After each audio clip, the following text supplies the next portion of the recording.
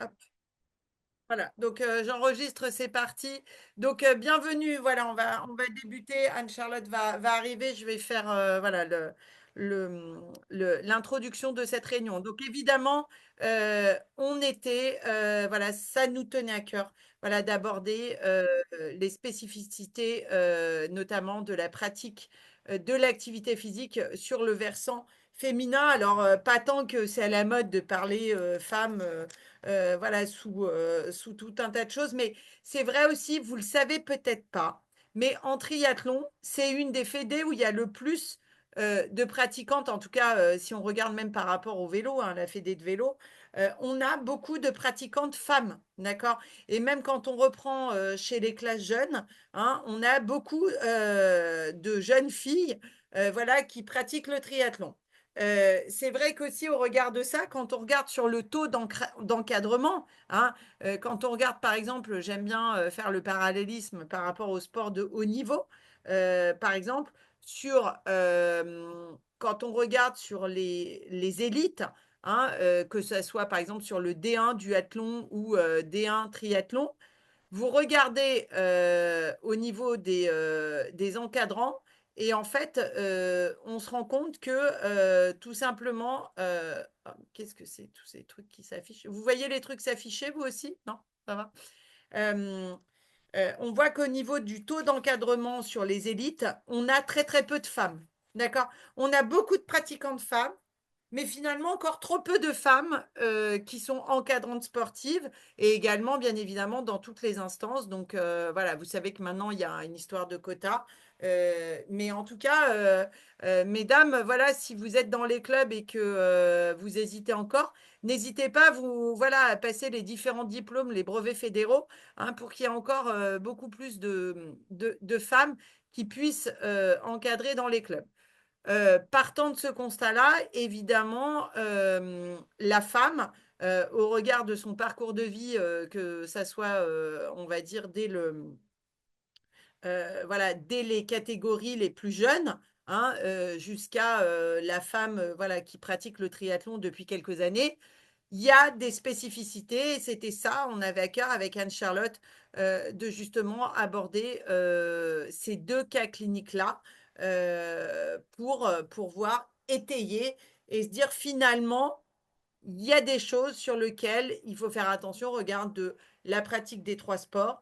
Et quand on compare ça par rapport à la physiologie de la femme, il y a tout un tas de choses sur lesquelles il faut faire attention. Je vous renvoie, on avait fait un webinaire il y a 2 ans que j'avais animé sur cycle menstruel et performance, hein. Alors, vous savez qu'en fonction des cycles, déjà, bien évidemment, on peut avoir une adaptation qui peut être faite au niveau de l'entraînement. J'allais vous dire, il y a des femmes pour qui il n'y aura pas d'impact et il y a d'autres femmes pour lesquelles il y aura un vrai impact. Donc, je vous invite à vraiment regarder ce webinaire où j'abordais tous ces aspects-là.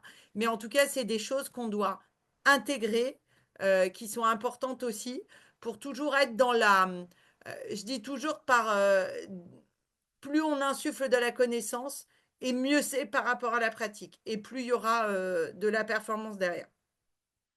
D'accord.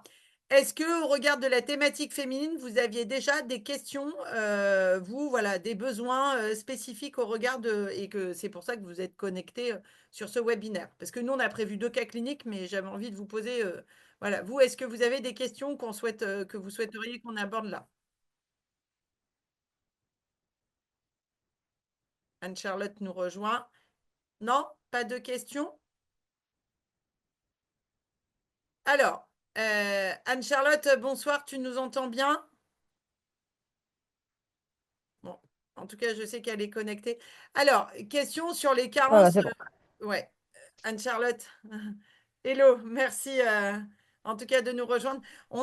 J'étais en train de poser, voilà, le temps que tu t'installes, des questions sur des besoins, des questions déjà sur, voilà, en lien avec la pratique des trois activités et des choses spécifiques de la femme. Donc, il y a Claire qui nous pose la question sur les carences, notamment en fer. Alors, je l'ai eu, moi, le temps qu'Anne-Charlotte s'installe, et puis Oui, Anne-Charlotte complétera ma réponse, bien évidemment. Alors, évidemment, il y a tout un tas de choses. N'oubliez jamais que, bon, on peut être carencé pour différentes raisons. On peut être carencé parce que déjà, on peut avoir au niveau gynécologique des règles abondantes, d'accord? Donc ça, il faut toujours aussi investiguer, voir voilà, si tout fonctionne bien et si c'est pas euh, s'il n'y aurait pas des choses à faire. D'autre part, les carences peuvent venir aussi du fait de l'alimentation, hein. Et puis, troisième élément, et puis Anne-Charlotte complétera, c'est que, évidemment, on est aussi sur euh, des activités. Alors, quand vous êtes carencé en fer, j'espère que vous avez en tête l'idée que lorsque l'on a des carences en fer, sur les sports à impact, hein, je pense notamment à cette femme qui m'avait été envoyée par quelqu'un de son club, un homme, hein, il me dit, est-ce que tu peux lui parler? Elle continuait à faire énormément d'intensité, elle était anémiée, d'accord? Elle faisait énormément d'intensité et avec de l'impact. Il est clair que, par exemple, sur la course à pied, si vous êtes en phase d'anémie, hein, avec l'impact, vous allez, et que vous faites de l'intensité, vous allez accentuer ces carences. D'accord? Donc, il y a tout un tas de choses à investiguer, à voir déjà si la porte, quelle est la porte d'entrée de la carence en fer, hein, pour l'investigation. Anne-Charlotte en reparlera, et de se dire au regard de ça, comment on va aussi adapter la pratique et bien évidemment l'impact, les sports à impact, enfin en tout cas l'impact et l'intensité quand vous êtes dans des phases d'anémie. En tout cas, c'est des choses qu'il va falloir contrôler. Anne-Charlotte, est-ce que tu nous entends bien? Ben oui, très bien. Et vous? Ouais. Salut, on te laisse te présenter. Voilà, en deux mots, je répondais sur une question sur la carence, carence en fer. Tu vas compléter bien évidemment ma réponse. En tout cas, ravi de te retrouver. On te laisse te présenter. Voilà, on t'attendait avec impatience. Ouais, je suis désolée, bonsoir à toutes et à tous. J'ai eu un gros souci de connexion avec mon ordinateur, donc j'ai un ordinateur qui ne veut absolument pas me connecter à Zoom. Donc, j'ai la vidéo sur ma tablette, j'ai la présentation sur mon autre ordinateur. Donc, normalement, vous ne devez pas avoir d'écho dans ce que je vous raconte. Mm, ouais. C'est bon, t'entends bien. Ouais, vas-y. Ok, super. Donc Anne-Charlotte Dupont, donc je suis médecin généraliste de formation spécialisée en médecine du sport. J'ai également un diplôme complémentaire en gynécologie médicale. Et donc, je suis attachée à la Fédération française de triathlon, donc en tant que médecin clinicien de terrain depuis janvier 2016 maintenant. Et en parallèle, je suis également investie dans les instances puisque je suis élue à la fédération et je m'occupe de la commission nationale médicale. Donc, voilà, autant vous dire que le triathlon occupe une grande partie de mes journées depuis quelques années maintenant. Alors du coup, c'est ce que je leur disais, on ne pourra pas aborder toutes les spécificités féminines. En attendant, il y a Thierry qui est là. Vas-y Thierry, tu voulais dire un mot? Non, j'aimerais juste, chère Anne-Charlotte, te remercier d'avoir pris le temps de venir sur la Ligue Île-de-France pour partager avec Karine ce temps webinaire. Donc voilà, juste, je ne veux pas être long, je voulais juste te remercier et dire qu'on apprécie sincèrement que tu aies pris encore un peu de ton temps malgré ton emploi qu'on sait extrêmement chargé. Merci à toi et à très très vite. Merci beaucoup pour ces mots, Thierry, c'est gentil de ta part. Ouais. Donc on avait dit que effectivement, puis entre-temps, c'était bien, il y en a plein qui nous ont rejoints, hein, voilà, on a à peu près une quinzaine de personnes là, qui sont connectées. Juste, on avait dit, voilà, on va pas aborder, mesdames, l'ensemble des questions relatives à, voilà, à la femme parce que ça serait beaucoup trop long. Donc avec Anne-Charlotte, ce qu'on a fait, quand on a préparé ce webinaire, on s'est dit, bon, on va aborder les choses avec deux cas cliniques, voilà, pour vous présenter les choses et pour pouvoir engendrer la discussion. Anne-Charlotte, tu veux que je passe les slides du coup? Alors écoute, je vais peut-être essayer de le faire. Sinon, tu Attends. t'embêtes pas, hein, je l'ai et puis c'est aussi simple, je Bah pense. écoute, alors attends, je vais quand même essayer de faire quelque chose. Écran numéro 1. Normalement, ça c'est bon. Voilà. Ah bah super, Oui, ça marche. super. Ouais, on peut pas ne pas avoir de chance à chaque fois. Voilà. Ouais, c'est super. Je vois. Non, mais c'est tout bien. Eh Ouais. ben, parfait. Impeccable. Voilà. On est bon. Alors, du coup, ben, on va aborder le premier cas. Alors, on avait parlé, on a choisi, donc, je le répète, deux cas cliniques. On répondra à vos questions, bien évidemment, là. Et puis, n'hésitez pas, c'est moi qui vais modérer les choses. Vous parlez dans le chat, hein, vous mettez vos questions. Donc, on va parler du syndrome du déficit énergétique dans le sport, de façon globale. Alors, quand on a préparé ce webinaire, j'avais envie de. Je t'ai posé plein de questions, alors même si je connaissais voilà, deux, trois petites choses, je te disais, bah, déjà, il va falloir définir les choses parce qu'on entend un peu tout et n'importe quoi sur le sujet. Donc, est-ce que tu peux nous réexpliquer finalement qu'est-ce qu'on entend par déficit énergétique, voilà, le syndrome de déficit énergétique. Voilà. Alors, effectivement, comme tu disais très bien, on va parler de ce syndrome-là dans un contexte assez particulier. Donc, on l'a dit, hein, des spécificités féminines. Vous le savez toutes et tous, les hommes, les femmes, bah, physiologiquement et morphologiquement parlant, on n'est pas fait pareil, anatomiquement non plus. Et surtout, donc c'est un propos introductif justement à ce syndrome de déficit énergétique dont on va parler. On a une homéostasie, c'est-à-dire la manière dont on régule le fonctionnement corporel en tant que femme, qui est un petit peu différente des hommes, notamment par rapport à toute cette endocrinologie affreusement complexe, donc toutes les régulations hormonales qui se font dans le cadre donc, de ce qu'on appelle l'axe gonadotrope, c'est-à-dire toutes les cascades enzymatiques qui vont se faire donc, dans le but de se reproduire, dans le cadre de la reproduction. Et donc, c'est lorsqu'il y a un dysfonctionnement dans cet axe, et notamment en lien avec l'alimentation, la charge énergétique, eh bien, qu'on se trouve, on va dire, dans certains déficits qu'on va aborder un peu plus rapidement et de manière quand même générale. Hein, je ne vais pas vous faire un cours de physiopathologie médicale. Et donc, comme je vous le disais, la femme, c'est aussi un métabolisme énergétique différent, un rapport différent aux différentes chaînes énergétiques, donc un rapport différent à la performance sportive.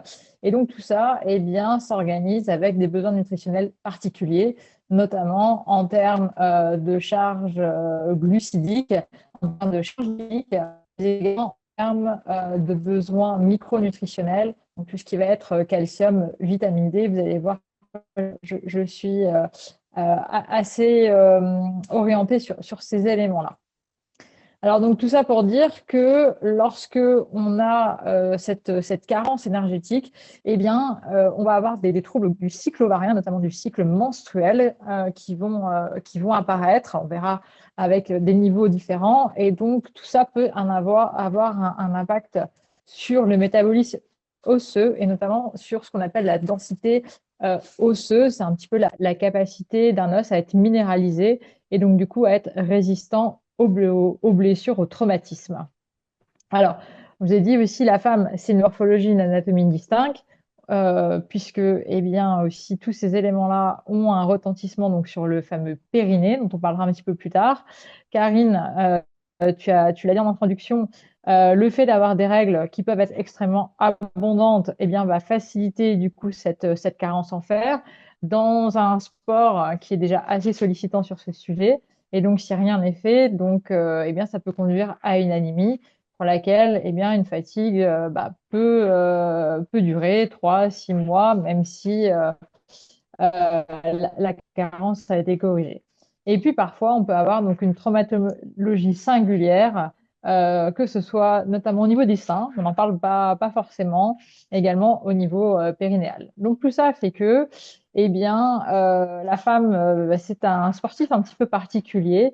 Et donc ce soir, on avait envie de vous parler vraiment de ces aspects, de deux de ces aspects extrêmement particuliers, donc qui sont tous les troubles du cycle ovarien et donc du retentissement périnéal. Sachant que Alors, bien comme tu l'as dit, évidemment, Karine, on va parler. ouais, sachant que sur ces deux aspects, on va le voir, hein, que ce soit sur le déficit énergétique, il y a aussi, voilà, on abordera, c'est pas parce qu'on est sur un webinaire femmes qu'on va pas du tout parler des hommes, hein, également sur le périnée. Voilà.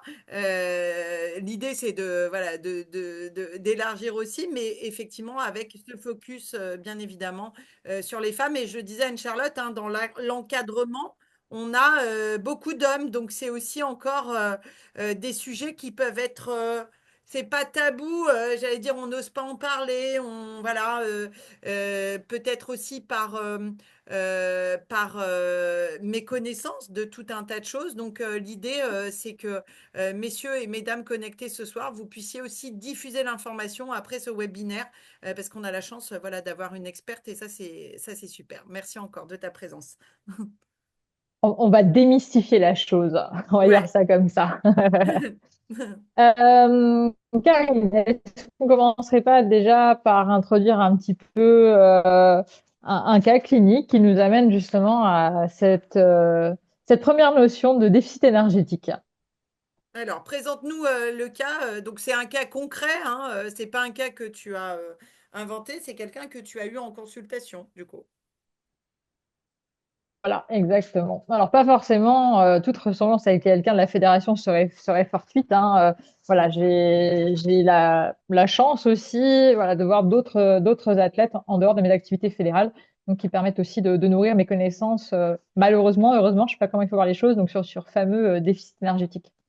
Alors, je vais vous parler de Lola, qui a 15 ans, qui est triathlète en club, qui s'entraîne 10 à 12 heures par semaine. Alors, j'en profite, hein, régulièrement. J'ai des parents, des mamans qui sont inquiètes. Mais est-ce que ma fille, est-ce que mon enfant fait trop de sport? Alors, j'ai envie de vous dire, oui, non, peut-être. Dans la littérature, il est dit que, en théorie, le risque de blessure est augmenté à partir du moment où un enfant pratique euh, plus d'heures par semaine équivalent à son âge. C'est-à-dire que Lola, elle fait 10-12 heures par semaine. Ce n'est pas trop. Elle ferait 20 heures alors qu'elle a 15 ans, ça serait trop. Elle ferait 15 heures par semaine, elle aurait 15 ans. On serait, on va dire, dans ce qui est acceptable. Après, ce que j'ai tendance à dire, c'est surtout qu'est-ce qui est fait au cours de ces entraînements, comment ces entraînements sont ressentis, impactent l'organisme au quotidien en fonction des temps de transport, en fonction de la charge à l'école, en fonction d'autres problématiques à la maison parce que les parents sont séparés, par exemple. Donc tout ça impacte effectivement le poids de l'entraînement sur un organisme qui sont mis à rude épreuve compte tenu de la croissance. Voilà. Aparté terminé, donc Lola, elle n'a pas ses règles. Alors, elle mesure 1,65 m pour 51,5 kg, ce qui fait un indice de masse corporelle à 18,9. Bon, c'est pas trop haut, c'est pas trop bas. Bon, on est plutôt sur la normale basse. Rien d'inquiétant. Après, on a le droit d'être fin, comme on a le droit d'être un peu plus charpenté. Bon. Elle mange normalement, c'est-à-dire qu'elle fait pas d'exclusion. Elle mange à sa faim, elle ne grignote pas, donc un profil, somme toute, tout à fait normal. Mais elle n'a pas ses règles alors qu'elle a 15 ans. Alors sa maman, elle se pose un peu la question, elle se dit, bah tiens, est-ce que c'est normal, pas normal, en sachant que elle a eu ses règles à 12 ans, qu'elle a un index de masse corporelle à 23 kg par mètre carré, donc ça l'interpelle un petit peu. Alors généralement, il peut y avoir des histoires familiales assez connectées, hein, sur le plan de la ménarche. Moi, j'aime bien toujours demander si la maman elle a eu une ménarche tardive. Alors la ménarche, pardonnez-moi, c'est le terme médical que l'on donne lorsqu'on a eu ses premières règles. Et, et donc, du coup, bah, je me dis, ah bon, tiens, mais la maman, elle a eu sa ménarche à 12 ans, Lola, elle l'a pas encore eu. Bon, à suivre. Des fois, je demande aussi s'il n'y a pas une sœur qui a eu une ménarche aussi dans ces eaux-là. Ça me permet de savoir à peu près où on va. Bon, là, je prends mes informations, je ne m'inquiète pas. Et puis, donc, la maman, bah, comme beaucoup de mamans, bah, qu'est-ce qu'elle fait? Elle va discuter avec les autres parents du club, qui ont également des jeunes filles qui s'entraînent avec Lola. Certaines ont leurs règles, certaines les ont pas, alors qu'elles ont à peu près le même âge. Donc, bon, elle réfléchit, mais ça l'angoisse pas trop. Alors, qu'est-ce qu'elle fait? Bah, du coup, elle va en parler à son médecin traitant. Et son médecin traitant qui dit, oh là là, bon, vous inquiétez pas, de toute façon, Lola, elle fait beaucoup de sport, donc c'est normal qu'elle n'ait pas ses règles. Et là, je vous arrête tout de suite, c'est pas parce que c'est fréquent que c'est normal. Voilà, je vous le dis bien, ce n'est pas parce que c'est fréquent que c'est normal. Je vous redirai quelque chose à la fin, j'espère que vous pourrez garder comme ça en mémoire.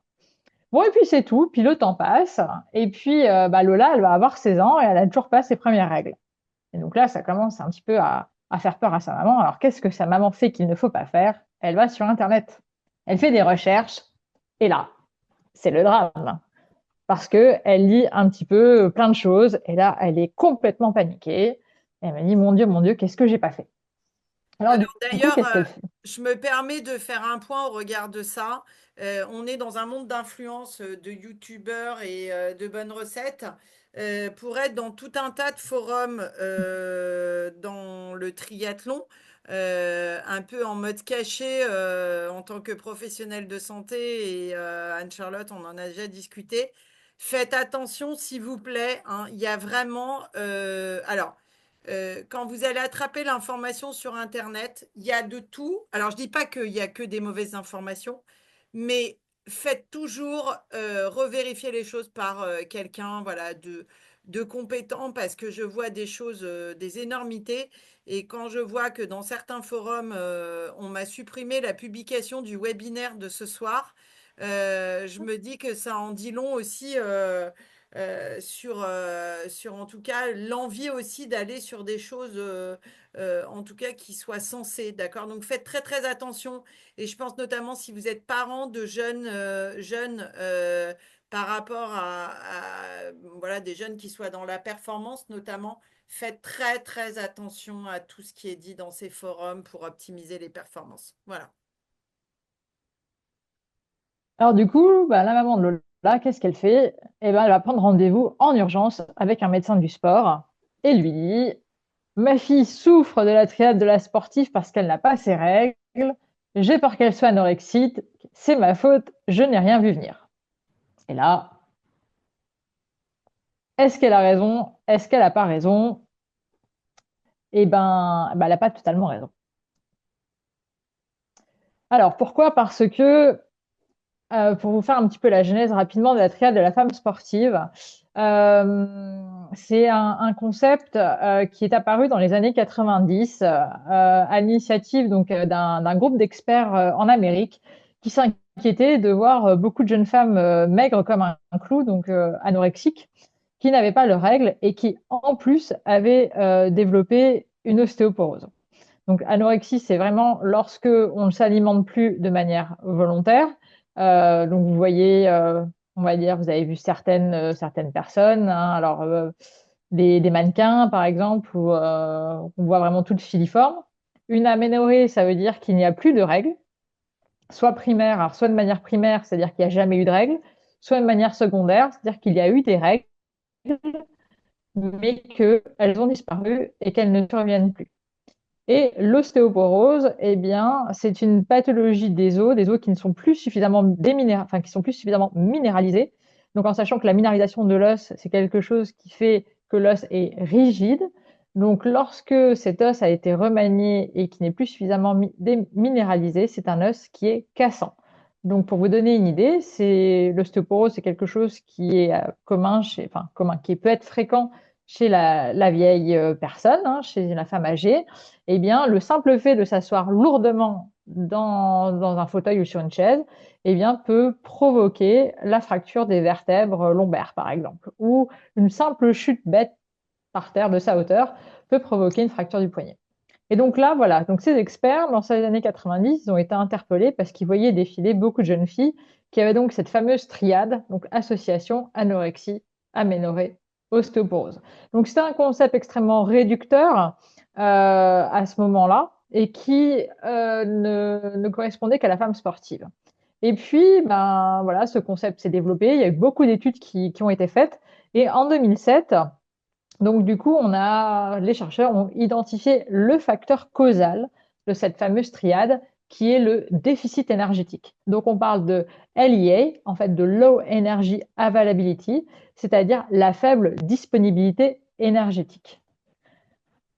Alors du coup, par le biais de ce nouveau, enfin de ce facteur causal, le fameux concept de la triade de la sportive a été revu et a été améliorée par l'équipe de Margot Monjoy, donc, qui conduit depuis plus de 10 ans maintenant donc, le groupe d'experts au sein du Comité international olympique.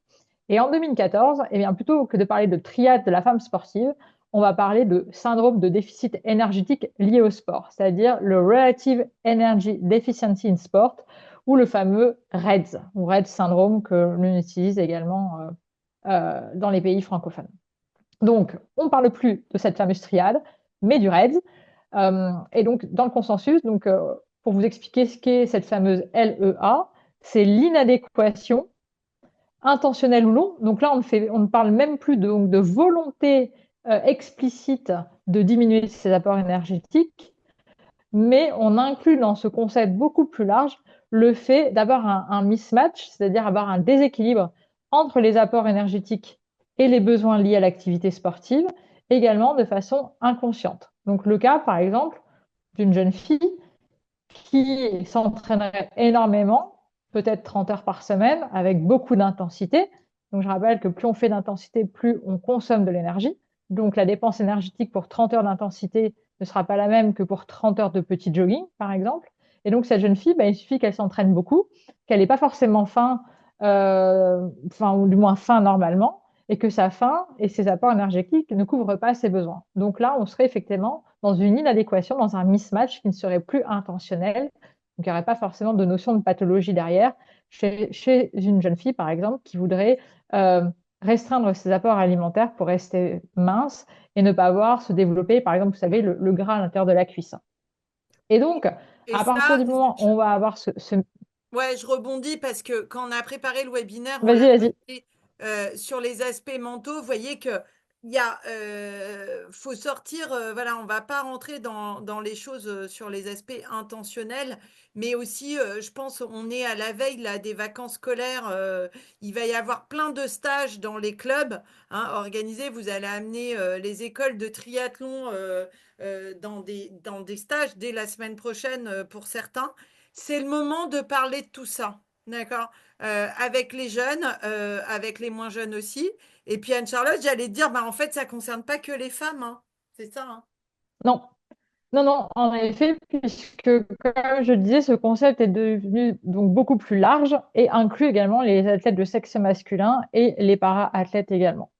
Alors, du coup, pour revenir juste sur cette notion de LEA, en fait, donc de Low Energy Availability, c'est en fait ce déficit entre ce que on va apporter au corps en termes d'énergie, ce que le corps va dépenser dans l'activité physique, et au final, eh bien, l'énergie qui va lui rester pour fonctionner, parce que le corps il a besoin d'énergie pour la digestion, pour reconstituer les blessures musculaires, enfin du moins corriger les blessures musculaires pour la croissance, et ben tout ça, ça coûte de l'énergie. Et donc, si on apporte de l'énergie juste assez peut-être pour couvrir les besoins liés à la performance, au sport, eh bien le corps n'en a plus assez pour couvrir ses propres besoins. Et c'est là où c'est un petit peu le début des problèmes. Alors, Et donc, on estime sur les débuts, aujourd'hui... ouais, voilà, c'est ce que j'allais Vas-y, te vas-y. demander. La prévalence, justement, ouais. Mm. Alors, la prévalence justement donc, de cette low energy availability, je ne parle même pas de retentissement clinique, mais après, donc, il y a plusieurs indicateurs hein, de REDS. On estime en fonction des études, en fonction de l'âge, en fonction des sports, que entre 29, 23 et quasiment 80% des athlètes féminines présentent des indicateurs donc, de LEA ou de REDS. C'est un tout petit peu diminué chez les hommes, mais on peut constater effectivement que ça touche également les hommes. Alors c'est vrai que l'impact clinique, le retentissement ne sera pas forcément, enfin, ne sera pas du tout le même, puisque on va le voir juste après pourquoi c'est important. Les hommes ne sont pas impactés de la même façon que les femmes. Il y a moins de risques, dirais-je, en termes notamment de métabolisme osseux, contrairement à la femme. Alors, pourquoi c'est important de parler du REDS? Parce que donc cette low energy availability va avoir des conséquences donc sur l'organisme en termes de santé. Alors, je ne vais pas vous lire tout ce qui est noté sur ce diagramme hein, qui a été proposé justement par Margot Moonjoy et son équipe en 2023. On peut notamment dire que ben voilà, le fait de ne pas avoir suffisamment d'énergie, eh bien, ça peut amener donc à des troubles de la fonction digestive. Ça va diminuer l'immunité, donc quelqu'un qui va être plus susceptible aux infections l'hiver, donc quelqu'un qui va être plus souvent malade, donc quelqu'un qui va moins s'entraîner, qui va être plus souvent absent à l'entraînement, par exemple.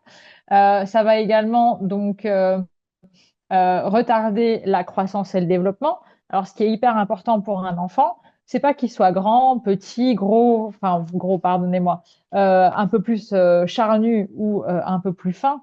On est tous programmés Ah, allô? Tu nous entends? On t'entend plus, Anne-Charlotte. Allô, allô? Vous l'entendez ou il n'y a que moi? Ah, Non, elle on est entend tous. partie. Non, il n'y a pas que toi. Je pense qu'elle est toujours connectée pour sa presse, mais peut-être pas avec Ah. le son du. Bon, du coup, le temps qu'elle revienne, vous avez vu, hein, donc c'est passionnant. Le Rett syndrome, évidemment, vous avez vu, c'est indépendamment d'une intention ou pas au niveau alimentaire. Ça concerne les hommes et les femmes, et bien évidemment, vous avez vu que en triathlon, bien évidemment, au regard de la pratique des trois sports, on est vraiment un sport sur lequel il faut en parler sur des aspects de prévention. Elle va en parler sur les conséquences, hein.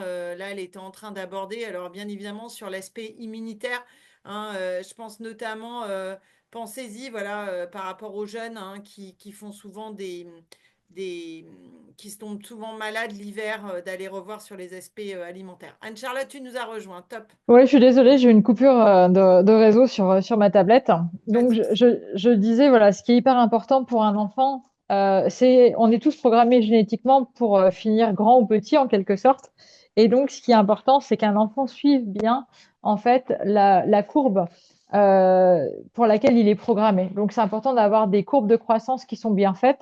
En tout cas, moi, ça me parle beaucoup quand je vois des enfants. C'est-à-dire que je me demande toujours les courbes et ce qui n'est pas bon en soi, et c'est ce qui me permet aussi de dire qu'il y a un problème, c'est de voir en fait la croissance qu'on appelle pondérale, donc c'est-à-dire la prise de poids, qui va en fait s'infléchir. Et ça, moi, j'aime pas trop. Et c'est encore plus dramatique quand j'observe la même chose en fait sur la taille. Autant quand c'est que focalisé sur le poids, on peut se dire voilà, l'enfant a moins mangé parce que il y a eu un souci dans la famille, parce qu'il y a eu une pathologie un petit peu lourde. Euh, voilà, bon, on met ça plutôt sur le plan de l'alimentation. Quand c'est la taille qui est impactée, ça veut dire qu'il y a vraiment une problématique endocrinologique qui vient des hormones. Et donc là, ça doit vraiment nous interpeller, nous, en tant que praticiens, quand on voit qu'il y a aussi un infléchissement au niveau de la taille. Alors, tant que l'enfant grandit, tant qu'il prend du poids, ça va. Mais nous, ce qu'on n'aime pas en tant que médecin, c'est vraiment lorsqu'il y a une cassure de poids, de taille, c'est-à-dire que l'enfant ne grandit plus, qu'il a stoppé sa croissance. Et ça, c'est extrêmement grave. Et donc là, il faut vraiment faire quelque chose. Donc voilà, il y a d'autres aspects, ça peut être les troubles du sommeil, l'incontinence urinaire, enfin voilà, tout ça vous est expliqué sur cette figure qui est assez bien faite. Mais le déficit énergétique, ou du moins la faible disponibilité énergétique, ça a aussi des impacts sur la performance. Et donc, voilà, on peut voir que ben, la motivation va être moins grande pour aller à l'entraînement, l'engagement dans l'entraînement aussi. Voilà, l'athlète peut ne plus être en capacité de s'engager dans des séances un petit peu intensives. On peut voir que eh bien, l'endurance va diminuer, la force va diminuer.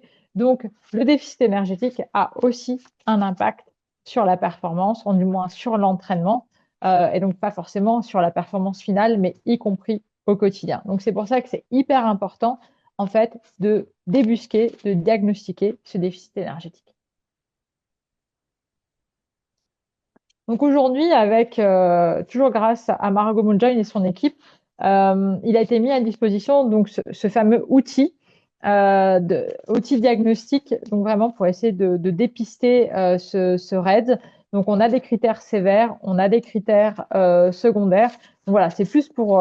Alors, je suis pas là pour vous faire un cours médical, mais voilà, c'est juste pour vous montrer que aujourd'hui, on a des outils justement pour pouvoir repérer et surtout diagnostiquer cette pathologie quelque part, en sachant qu'en fonction des couleurs, et ça peut être intéressant pour vous. Donc, vous voyez, quand c'est jaune, ben, on va plutôt mettre en place un entraînement. Pardonnez-moi, on va plutôt mettre un monitorage de l'entraînement pour voir effectivement si tout se passe bien, si l'évolution est favorable. Et vous voyez que jusque donc dans le rouge, là, il peut y avoir la nécessité vraiment de stopper l'entraînement et même d'hospitaliser l'athlète quand on est dans le cas d'un déficit énergétique sévère. Et donc, dans ces cas-là, moi j'ai eu le cas malheureusement avec une jeune fille, vraiment le cas d'une jeune fille avec une authentique anorexie mentale, dans un sport à catégorie de poids où il y avait vraiment cette obsession d'être la plus fine possible. Et malgré mes explications, elle ne comprenait pas en quoi c'était important de s'alimenter correctement, de reprendre du poids pour être performante. Moi, j'avais vraiment axé comment dirais-je, mon discours en disant, voilà, c'est important que tu prennes du poids, non pas pour être plus enrobé, si je puis dire, plus charnu et changer de catégorie de poids. Malheureusement, tu vas grandir, tu vas changer de catégorie de poids. Mais là, j'ai vraiment dit, bah voilà, tu ne vas plus avoir de force, tu ne vas pas pouvoir mener tes combats comme tu l'entends. Et malheureusement, il y avait une grosse problématique psychologique derrière. Et donc, cette jeune fille a dû être hospitalisée pour pouvoir s'en sortir. Et quand on préparait le webinaire, on en parlait. Ça a l'air hyper insidieux comme truc, ça a l'air hyper silencieux, ça se met en place. Alors moi, je me mets à la place de pratiquants, voilà, pratiquantes, pratiquants, de coach, de maman, papa. Comment est-ce que tu as des signaux d'alerte, voilà, à nous dire? Parce que ça n'a pas l'air si évident que ça, en fait. Alors après, nous, alors effectivement, il y a des syndromes, enfin des signaux d'alerte, comme tu dis, des symptômes qu'il faut savoir rechercher, qu'il faut savoir observer. Alors c'est vrai que on va peut-être plutôt parler de facteurs de risque. C'est sûr Ouais. moi, je vais être beaucoup plus vigilante sur les sports à catégorie de poids, puisque là, il y a effectivement une obsession, ben voilà, cette non-volonté, dirais-je, de changer de catégorie, être, on va dire, le plus fort dans la catégorie du dessous. Tout ce qui va être sport esthétique, forcément, avec ce culte de la minceur, malheureusement, donc la gymnastique, la danse, tous les sports d'endurance, parce que, c'est sûr que bon, il y a, on va dire, cette conception je suis relativement affûtée, donc je vais courir plus vite. Mais il n'y a pas que ça. On voit très bien sur la sphère internationale qu'on a des athlètes aux morphologies diverses. On a ce que j'appelle des grandes tiges qui sont extrêmement performantes. On a des athlètes qui sont un peu plus trapus, un peu plus tankés, qui sont extrêmement performantes. Donc, c'est pas parce qu'on va être toute fine, toute menue que forcément c'est la clé pour être performant. Il y a pas que ça. Donc, en endurance, moi, ce qui me fait plutôt peur, entre guillemets, ou du moins ce qu'on va rechercher, c'est vraiment ce mismatch énergétique involontaire. Moi, j'ai eu le cas avec une athlète qui était à 10 milieux de pensée que ce qu'elle mangeait, c'était pas suffisant. Alors qu'elle me disait, bah oui, mais j'ai pas spécialement faim, je prends des collations après chaque entraînement, je fais un petit déjeuner, je mange des féculents à chaque fois et à chaque repas. Et puis en fait, quand je disais ce que ça a représenté un apport énergétique adéquat en période de stage, je dis bah voilà, il va falloir que tu rajoutes deux, trois bananes, deux, trois cuillères de riz, par exemple, parce qu'on avait fait un petit peu le calcul. Elle m'a dit, mais moi, j'ai pas spécialement faim, je vais bien. Et effectivement, c'est là où elle a pris conscience qu'on peut être en déficit énergétique sans pour autant avoir une attitude restrictive de contrôle de son alimentation parce qu'on a peur de prendre du poids. Donc, ce qui doit interpeller, en fait, euh, moi je le faisais en stage, c'était de regarder de manière un petit peu insidieuse les assiettes, si les assiettes étaient bien fournies, si ben il y avait des féculents, il y avait des légumes, s'il n'y avait pas forcément d'exclusion parce que le gratin dauphinois c'était trop gras, par exemple. Voilà, des choses comme ça. Après, ce qu'il faut pas non plus oublier, c'est que le poids, malheureusement, ça nous aide aussi en tant que praticien. Donc, c'est sûr que des jeunes filles qui vont être extrêmement menues, voilà, avec en plus une perte de poids, qui, en fonction aussi donc des courbes de croissance, tout ça, c'est des choses qui doivent interpeller. Et après aussi dans la discussion, en fait, de manière totalement innocente dire voilà, comment tu te sens. Et donc moi, j'ai trouvé des jeunes filles qui sentaient pas forcément mal dans leur peau, mais qui vivaient mal le fait de devenir une femme. Parce que on prend des seins, parce que les cuisses, l'intérieur des cuisses se touche, parce qu'on prend du gras à l'intérieur des cuisses. Bah ouais, je vous l'ai dit en préambule, on est des femmes. Et donc, on a une morphologie qui est adaptée au fait d'être femme, c'est-à-dire avoir des réserves pour pouvoir nourrir l'enfant qu'on va porter, avoir des hanches plus larges pour pouvoir enfanter. Et ça, voilà, c'est des choses que parfois les jeunes filles n'acceptent pas. Le fait de prendre un peu plus de fesses. Moi, j'ai eu le cas avec une jeune fille, à l'école, on se moquait d'elle parce qu'elle avait un visage un petit peu enfantin, parce qu'elle avait encore, vous savez, c'est ce petit côté des joues un petit peu rondes comme un petit hamster. Voilà, on l'a traitée de hamster alors qu'elle était fine. C'était une tige. Voilà, pour être tout à fait honnête, elle était totalement fine. Il n'y avait rien à perdre, mais malheureusement, on lui avait mis dans la tête. Bon, là, je déborde un petit peu, mais c'est une jeune fille qui faisait beaucoup de sport, qui faisait de l'athlétisme. Et donc, elle savait qu'elle mangeait peut-être pas comme il fallait par rapport à son sport. Tout ça parce que à l'école, on se moquait d'elle parce qu'elle ressemblait à un petit hamster. En tout cas, c'est ce qui lui était dit. Donc ça fait voilà, ça fait beaucoup de mal. Donc c'est pour ça que c'est hyper important aussi de parler avec ces jeunes, avec les athlètes, de garder aussi en tête que le discours doit être bienveillant, que on ne veut pas se permettre de dire quelque chose et après dire ah mais non mais c'était pour rire. Voilà, là, on sentait que, oui, même si c'était pas forcément méchant, tu ressembles à un hamster, mais en fait, cette jeune fille, ça lui avait fait extrêmement mal et ça l'avait impacté. Donc, c'est hyper important de demander aussi, voilà, aux enfants, si ça va bien ou même aux adultes, hein, ça marche aussi, hein, savoir comment ça va à l'école, comment ça va à l'entraînement, dans la famille, s'il y a des problématiques de ce genre-là. Et puis surtout, quand on est une femme, il y a quelque chose qui ne ment jamais, ce sont les règles. Parce qu'une jeune fille qui va bien, c'est une jeune fille qui a ses règles régulièrement. Alors j'entends que pour un entraîneur, d'autant plus quand on est un homme, c'est compliqué d'avoir cette discussion avec une jeune fille, d'autant plus voilà, avec tout ce qu'on entend par rapport aux violences sexuelles et sexistes. C'est compliqué aussi voilà, d'avoir le bon discours et de pouvoir aborder la chose sans que ce soit forcément mal interprété. Voilà, j'essaie d'être particulièrement bienveillante et vigilante par rapport à tout ça. Donc, c'est sûr que moi, en tant que femme jeune, c'est plus facile. Mais c'est vrai que dans la position d'un entraîneur, c'est compliqué de dire à une jeune fille, au fait, tu as tes règles régulièrement. Voilà, c'est quelque chose qui est compliqué. Par contre, effectivement, passer peut-être par les parents ou expliquer pourquoi c'est important. Voilà, c'est peut-être un petit peu mieux vu. Mais en attendant, comme je vous le disais tout à l'heure, une jeune fille qui va bien, c'est une jeune fille qui a ses règles régulièrement. Alors, on accepte durant les 2 premières années qui suivent, donc la fameuse ménarche, les premières règles, que les règles soient irrégulières. Parce que il faut que tout le chantier, entre guillemets, trouve sa régularité, trouve ses habitudes. Et donc, c'est tout à fait physiologique d'avoir des règles quelque peu irrégulières au cours des 2 premières années. Après, on a des jeunes filles qui vont avoir des règles régulières tout de suite. Donc, il ne faut pas spécialement s'affoler. Mais par contre, si ça persiste à ce moment-là, il faut faire un bilan, soit parce qu'il y a une authentique problématique gynécologique en dessous, le syndrome des ovaires polykystiques par exemple, soit parce que il y a peut-être ce mismatch énergétique qu'on n'a pas forcément vu, qu'on n'a pas forcément observé. Mais en attendant, voilà, c'est vrai que pour la femme, c'est extrêmement facile, entre guillemets, pour nous médecins, c'est de savoir s'il y a des règles de manière régulière. Alors, juste encore une petite chose par rapport à cette ménarche, la définition voilà, française, américaine, 15-16 ans. Donc, moi, à partir de 15 ans, j'en parle ouvertement. Je rassure les gens, enfin les parents.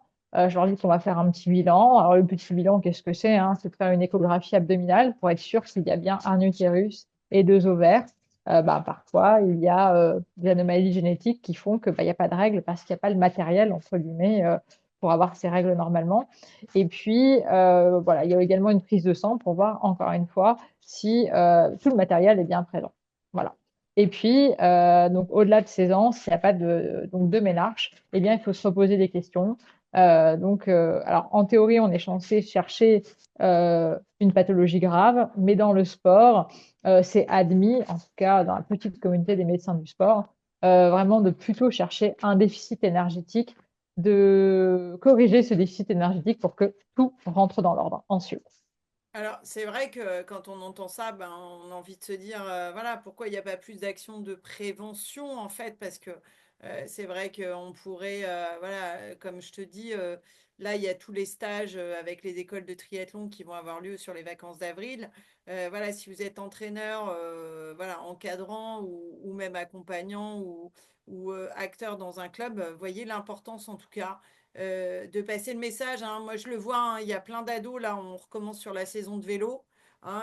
Il y en a qui arrivent des fois aux entraînements, ils ont limite mangé, je pense notamment le mercredi, hein, par exemple, qui est vraiment l'exemple typique, Anne-Charlotte, du club.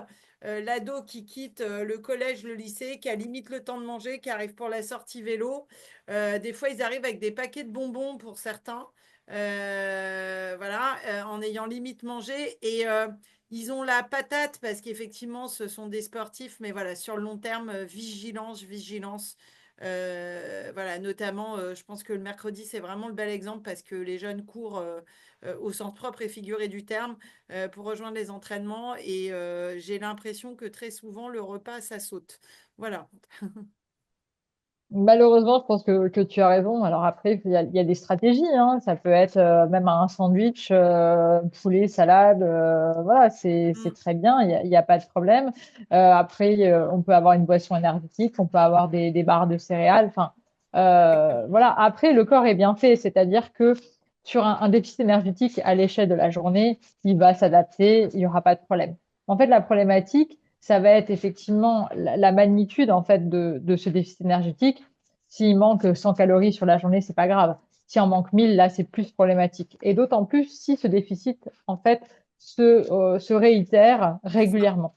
Mm. Voilà. Et après, il n'y a pas forcément de corrélation. Et ce qui est aussi compliqué, c'est que une situation de déséquilibre, à un instant donné, va s'exprimer cliniquement que plus tardivement en semaine, plus tardivement en mois. Encore une fois, tout dépend de la magnitude de ce déficit et de sa répétitivité dans le temps qui vont faire effectivement le lit des symptômes. Donc c'est pour ça que c'est extrêmement compliqué effectivement à identifier. Et j'avais envie de te poser une question parce que Dis-moi. l'intrication, elle est hormonale aussi. Alors, tu disais effectivement, bon, l'absence de règles doit alerter, hein, voilà, une femme, et même chez les adultes, hein, mesdames, voilà, ce qu'on dit là chez la jeune fille est la même pour vous. Ça doit alerter si vous n'êtes pas dans des périodes où c'est attendu, on va dire C'est comme ça. ça. Mais j'avais envie de te poser une question parce que c'est vrai que on voit aussi beaucoup maintenant de jeunes filles qui se mettent sous pilule, voilà, notamment dans notre sport, voilà, et de façon des fois un peu précoce. La pilule dans tout ça, c'est un facteur de prévention, c'est quoi? Comment ça joue dans tout ça là? Alors, en fait, moi, j'ai rien contre la pilule, mais en fait, il faut que ce soit mis en place au bon moment. Alors, en fait, ce qui va se passer avec le déficit énergétique, c'est que on est un petit peu comme des animaux, c'est-à-dire que si notre corps, il a l'impression qu'il n'y a rien à manger, eh bien, il va pas se reproduire. Voilà, c'est aussi simple que ça. Donc, je vous épargne toute la cascade des régions enzymatiques, mais en fait, l'axe ce qu'on appelle gonadotrope reproducteur va se mettre en pause. Et donc, chez la femme, qui dit axe qui se met en pause, dit absence de synthèse d'œstrogènes. Et ce sont les œstrogènes qui sont hyper importants, justement, pour indirectement fixer le calcium sur les os. Donc, s'il n'y a plus d'œstrogènes, l'os ne va plus se minéraliser et va devenir plus fragile. Et surtout, ce qu'il faut savoir, c'est que la microarchitecture de l'os va être impactée de manière irréversible. Donc, c'est-à-dire que si ce déficit perdure trop dans le temps, eh bien, on va avoir justement cette déminéralisation et cette microarchitecture qui va se dégrader, et d'autant plus si ce déficit intervient lorsque la jeune fille est en train de faire ce qu'on appelle donc sa réserve d'os, de minéralisation osseuse, pour atteindre son pic de masse osseuse autour de 20-25 ans. Alors, mettre une contraception lorsqu'il y a un problème de type déficit énergétique, en fait, ça va être l'arbre qui cache la forêt. Dire oui, on va avoir des règles, mais ça va pas être de vraies règles, et surtout, ça ne va pas corriger la problématique, en sachant que en termes de traitement, c'est plus intéressant de corriger le déficit énergétique qui va avoir un impact positif sur l'os, et ce que ne va pas faire la contraception œstroprogestative, parce que en quelque sorte, la contraception va modifier toute la cascade enzymatique au niveau du corps, et donc ne va pas permettre de restituer la fonction de l'œstrogène comme on l'attend. Donc on apporte de l'œstrogène via la contraception, mais c'est de l'œstrogène en quelque sorte de seconde zone qui ne va pas avoir le même bénéfice qu'un œstrogène produit par le corps. Donc, Et, c'est vraiment pas ce qu'il faut faire aujourd'hui lorsqu'on est dans le cadre de déficit énergétique, de mettre un support hormonal à visée contraceptive comme une pilule que l'on connaît, quoi. et donc, vigilance, vous l'avez compris, pourquoi j'ai posé cette question, parce que dans les clubs, on entend très souvent des jeunes filles qui n'ont plus leurs règles. Elles disent, ben, c'est bon, la mise sous pilule, elle les a, c'est bon. Non, c'est pas bon, c'est pas réglé, hein. Vous avez vu ce que vous a dit Non, Anne-Charlotte. non, Attention, d'accord, voilà, sur non. les idées préconçues, hein. Et donc, gardez en tête que dans ce cas-là, le traitement de base du déficit énergétique, c'est tout simplement l'alimentation. C'est à partir du moment où la balance énergétique va être rétablie, eh bien, on a bon espoir de remettre en route toute la machine, et donc d'avoir de nouveau ces règles. Alors, je suis pas rentrée dans les détails du calcul hein, Ouais, parce que tu as une question là, justement, quelqu'un, Tristan, qui nous dit comment calculer la dépense énergétique dans les trois sports pour donner la Alors, bonne quantité énergétique alimentaire. Tu as des tuyaux? ouais, c'est hyper compliqué parce qu'aujourd'hui, il n'y a pas de protocole standardisé par rapport à ça. En plus, comme je vous ai dit, c'est que il y a un asynchronisme dans le temps, c'est-à-dire que ce qu'on va observer au mois de mars, bah, c'est peut-être un mismatch du mois de janvier, par exemple. Donc, les calculs qu'on va faire en mars ne reflètent pas forcément la situation qui nous a amené à ce que l'on observe aujourd'hui. Alors, en quelque sorte, il faut connaître les apports, il faut connaître les dépenses, et il faut voir ce qui reste après tout ça. Alors, bah, comment calcule-t-on les apports? Eh bien, on s'enquiquine pendant une semaine à noter sur un cahier tout ce qu'on mange, au gramme près. Donc, vous voyez, c'est extrêmement fastidieux, c'est le travail des diététiciennes de tous les jours, mais c'est nécessaire. Ensuite, qu'est-ce qu'on va faire? Ben, grâce à tous les outils qu'on a, notamment ben, les montres connectées, on est en capacité d'estimer, encore une fois, hein, c'est au doigt mouillé, la dépense énergétique que l'on va avoir pendant le sport, donc pendant la natation, le vélo, la course à pied. Et après, donc, on fait la soustraction des deux et on va avoir un nombre de calories. Mais là, on n'a pas encore terminé parce que il faut qu'on ait aussi une autre donnée qui n'est pas hyper accessible au quotidien, c'est à savoir la masse maigre, c'est-à-dire en quelque sorte le nombre, enfin, les kilogrammes de muscles que nous avons. Alors, ben, quand on fait une cinquantaine de kilos, 55, on est autour de 20-25 kilos de masse maigre. Après, encore une fois, ça dépend des morphologies et des compositions corporelles. Et donc, pour calculer la masse maigre, bah, il n'y a pas 36 000 solutions. C'est de faire une bioimpédancemétrie, donc de mesurer avec une balance spéciale, donc les fameux différents compartiments du corps. Et donc, une fois qu'on a récupéré donc, cette donnée-là, eh bien, notre quota énergétique, on va le diviser par le nombre de kilogrammes de masse maigre, et ça va donner un nombre de calories par kilogramme de masse maigre par jour. Et en fonction donc de ce chiffre, qui va être entre 25, 30, 40, 45, 50, eh bien, avec les études, on est en capacité de dire si on est bien, on est moyen ou on n'est vraiment pas bien. Aujourd'hui, on est très bien autour de 45 kilocalories par kilo de masse maigre par jour. On n'est pas bien chez la femme, hein. Tout ce que je vous dis là, c'est chez la femme. Si on est en dessous de 30 kilocalories par kilogramme de masse maigre et par jour. On estime que tous les troubles, notamment de la fonction menstruelle, sont mis en place autour de 30-35 kilocalories par kilogramme de masse maigre par jour. En sachant que chez l'homme, cette fenêtre s'étale entre 5 et 25 kilocalories. Voilà. Les études récentes montrent que chez l'homme, on est en dessous, le cutoff est un peu plus bas et un petit peu plus large, un peu plus variable d'un individu à un autre. Et j'en profite pour dire que chez les femmes, on a les menstruations. Chez les hommes, on a la libido et l'érection matinale. Donc, un homme qui perdrait sa capacité à avoir des érections matinales dans un contexte plutôt de diminution énergétique, bah, c'est potentiellement un homme qui est en proie à un syndrome de déficit énergétique. Donc, la clé, c'est de rétablir cette balance énergétique. Alors, soit en remettant de l'énergie par les apports alimentaires, 300 à 600 calories par jour, c'est pas grand-chose, hein. 300, ça fait 3 bananes.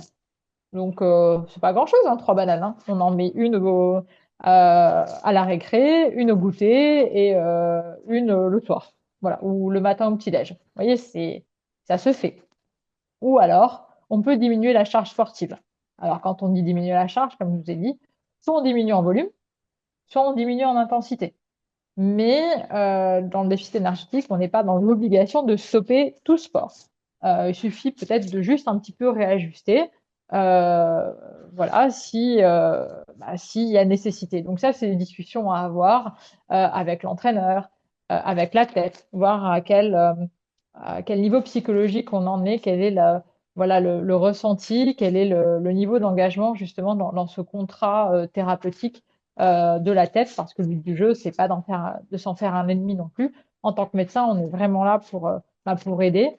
Moi, ce qui m'importe, c'est de remettre l'athlète entre guillemets sur le droit chemin et de l'accompagner donc dans ce projet de la performance.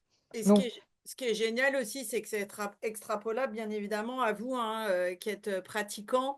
Je pense notamment avec les Vispid que vous avez, où des fois, voilà, le midi, c'est pareil, hein, voilà, au regard de vos activités professionnelles, et je pense notamment à ceux qui sont pour préparer des longues distances avec des charges d'entraînement importantes.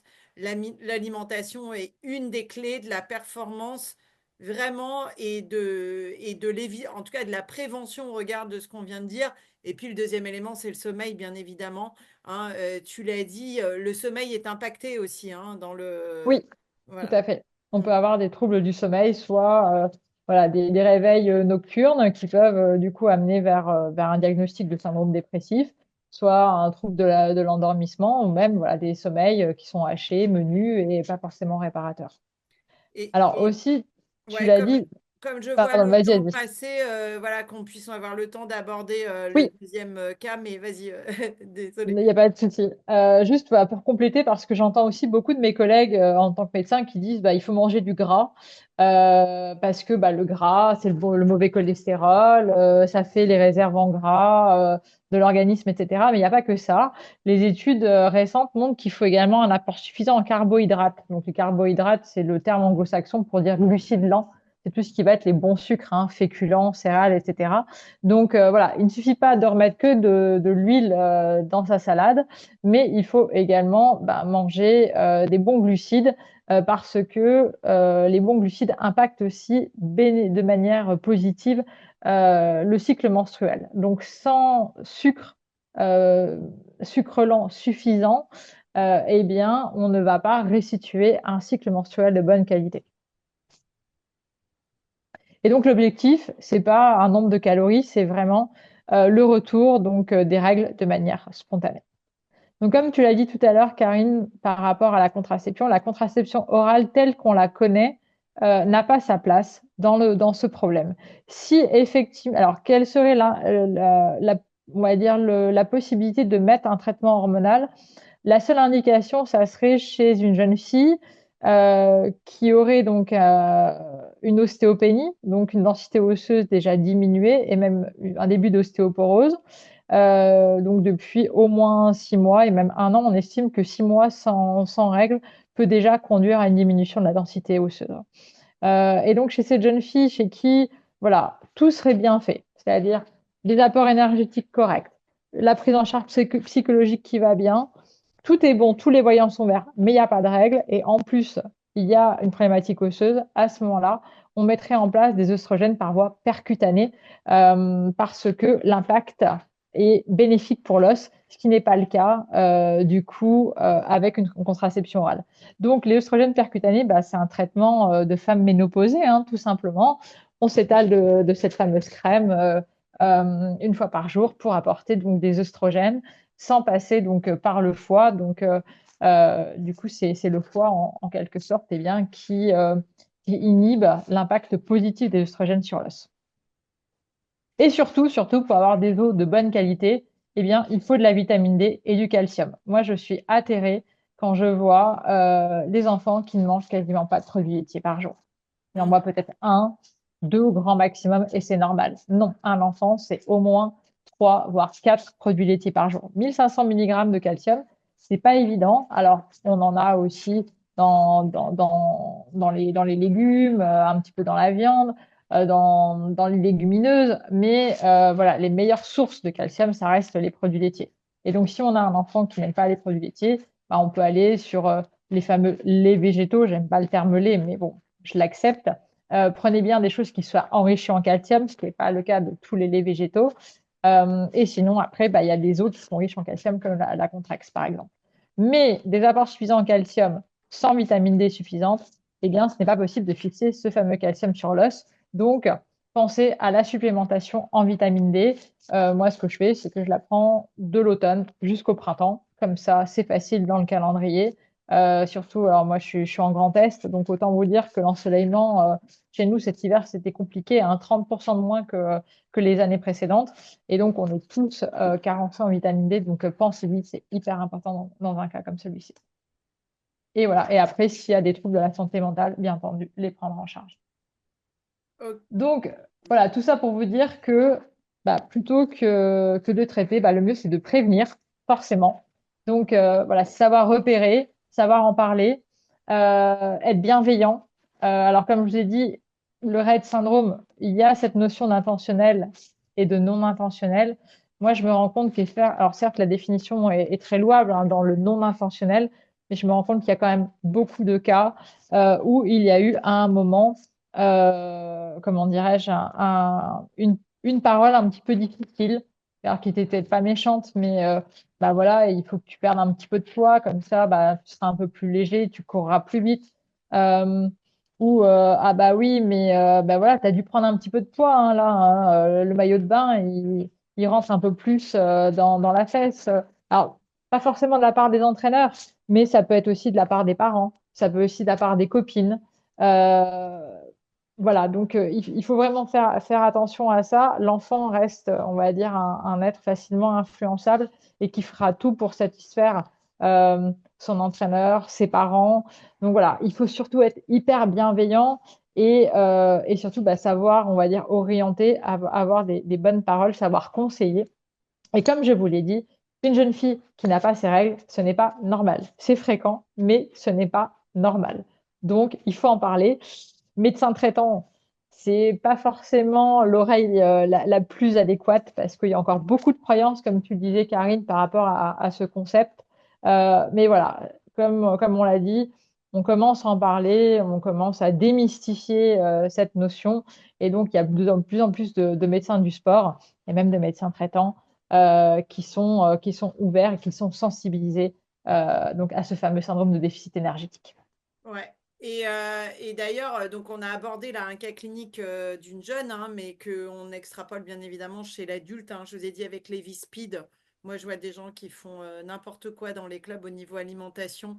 Mm. Voilà, à un moment donné, je dis toujours, vous allez le payer, hein, ou alors ceux qui préfèrent aller s'entraîner que dormir, voilà, entre guillemets. Voilà, cette triade fait partie, enfin en tout cas, l'alimentation fait partie des clés. Alors, parce que je vois des plans d'entraînement dans toutes les sauces. Ok, optimisez votre entraînement, mais n'oubliez jamais ces deux piliers que sont l'alimentation et le sommeil, qui sont des clés pour la performance. Il y a quelqu'un qui te pose la question, vitamine D, tu prescris quoi et quoi comme calcium? Enfin, l'appui. Alors, alors, vitamine D, moi, tout me va. Que ce soit l'ampoule de 100 000 UI par jour, pas par jour, pardonnez-moi, par trimestre, que ce soit la vitamine D au quotidien, j'ai pas de préférence. Il faut que ce soit le plus pratique, le plus adéquat, en sachant qu'aujourd'hui, la vitamine D, elle n'est plus remboursée à titre préventif. Bon, ça vaut une quinzaine d'euros, je crois, en laboratoire. Après, moi, ce que j'avais fait pour ma part, c'est que j'avais fait un dosage avant, un dosage après, et j'avais un petit peu regardé par rapport aux doses que j'avais prises, si c'était suffisant ou pas. En attendant, le cutoff, c'est minimum 30 nanogrammes par millilitre, jusqu'à 60. Au-delà de 60, on considère que c'est un petit peu trop élevé et ça peut être toxique. Mais en dessous de 30, on est carencé, il faut supplémenter.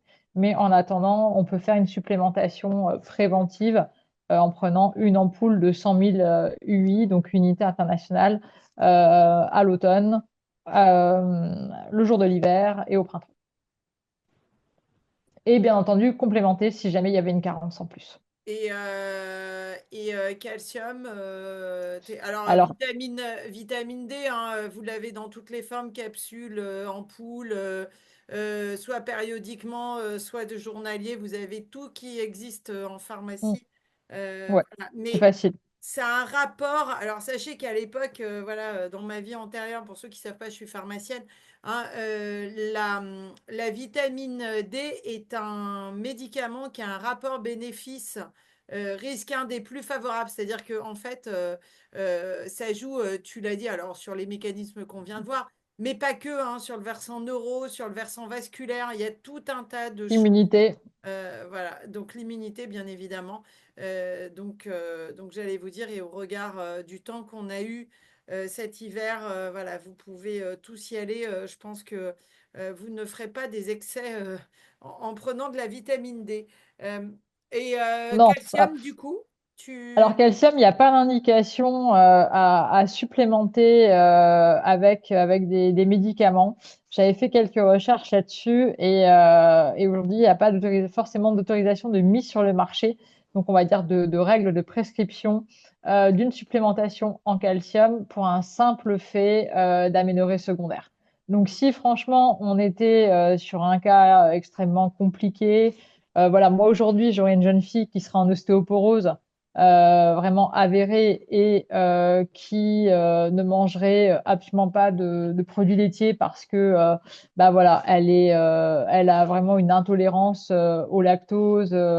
Elle aime pas la chèvre ni les fromages de brebis. Donc il y a zéro produit laitier qui rentre. Là, moi, effectivement, oui, je mettrais une supplémentation. Mais aujourd'hui, non, ça rentre pas dans les recommandations de supplémenter en calcium par des médicaments. Ok. Eh ben, je vous propose qu'on passe au deuxième cas. Karine, Parce est-ce que... que je peux faire juste Ouais, trois petites remarques en une minute là sur plutôt avec la casquette d'entraîneur de vas-y. filles, parce que j'entraîne beaucoup des femmes et il y a plusieurs petits points sur lesquels je voulais réagir.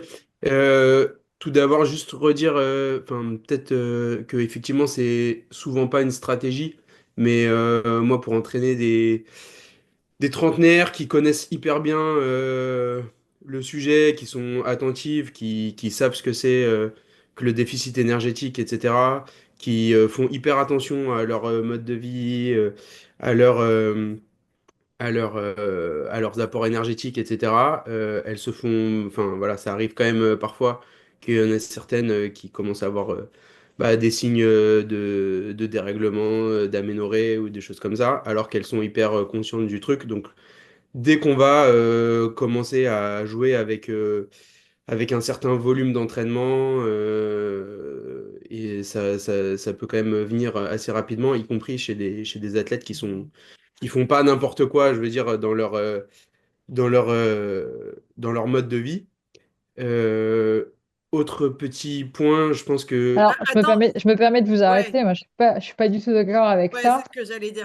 Alors, moi, enfin, j'entends qu'elles sont conscientes, mais c'est un choix. C'est-à-dire que moi, je reste convaincue que si on est sur des règles régulières et qu'on est sur des règles irrégulières en cours de saison, c'est que les apports énergétiques ne suivent pas. C'est ça. Après, je ne juge pas. C'est un choix que font les athlètes. Donc après, si maintenant il y a un poids de forme qui est relativement bas parce que moi j'ai été confrontée, on va dire, au choix stratégique. Qu'est-ce qu'on fait? Est-ce non, mais que pour moi, c'est pas. on... Juste pour être sûr que vous ayez bien compris, c'est pas. Elles le prennent comme une alerte, c'est-à-dire que c'est pas un truc genre on l'a et on le garde et on reste comme ça. Au contraire, hein, c'est un point d'alerte qui fait que du coup on fait plus attention, etc.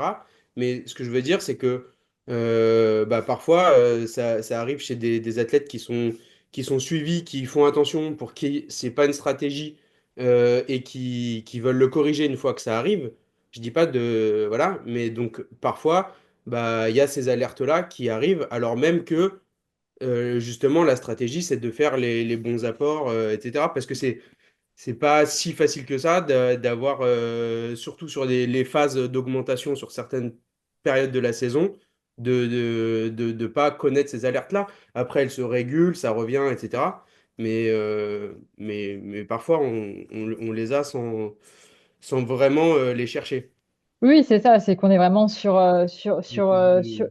quelque chose d'assez étroit.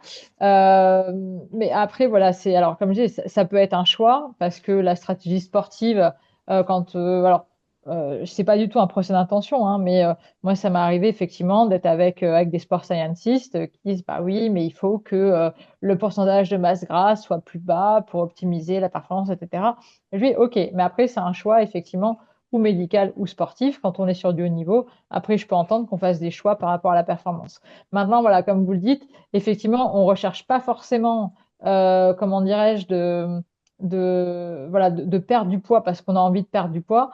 Mais comme je le disais aussi en préambule, bah, comme vous le dites très bien, il y a du sport, il y a de l'intensité, il y a plus d'heures, il y a plus d'entraînement. Donc, il faut que la charge énergétique aille en conséquence. Et je suis extrêmement consciente, effectivement, que parfois, on a des métabolismes, on a des organismes bah, qui sont pas du tout prêts à manger plus que ce qui est déjà absorbé. Donc, il faut trouver effectivement des parades, soit en utilisant des boissons énergétiques vraiment à chaque entraînement, pas forcément que de l'eau, y compris pour un petit footing, soit bah, s'il y a vraiment nécessité de mettre donc bah, des collations un petit peu enrichies, voilà, avec des boissons, avec oui, ou des collations qui sont un petit peu plus riches en carbohydrates, par exemple. Ça peut être Ouais. une stratégie. Mais j'entends, Bon, je suis tout à fait mais mon consciente que alerte, c'est c'était pas extrêmement du tout de compliqué. dire que voilà, il faut au contraire hein, les laisser faire ou moi je Non, mais prône c'est pas du tout cette insidieux, c'est ce stratégie. qu'on l'a dit, c'est Mais voilà, silencieux. c'était plus pour Mm. dire que